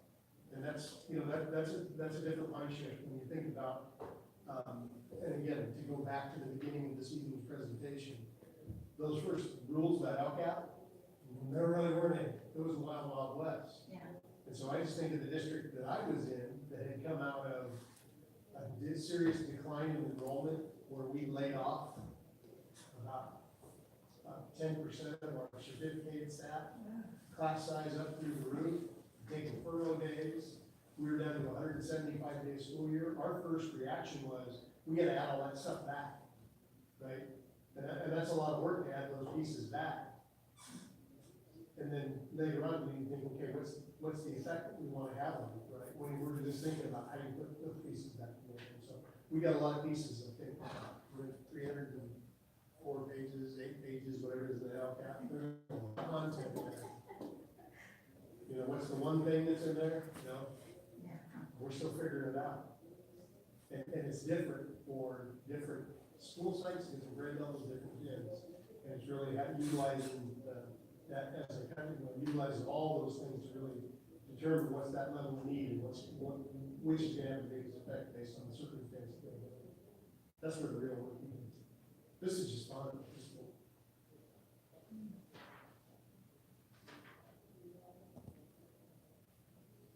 Any other input, or so we're wrapping it up?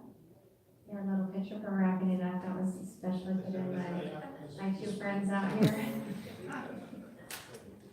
So I want to thank you for participating in the collaboration, and I will send out all the stakeholders' questions and input in, I don't know if it will be in your board packet this week, but probably the following week. Okay? Thank you.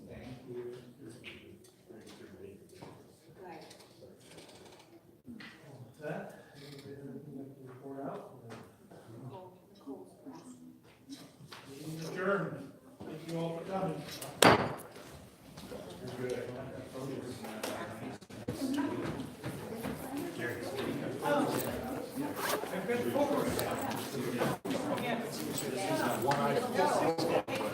That's right.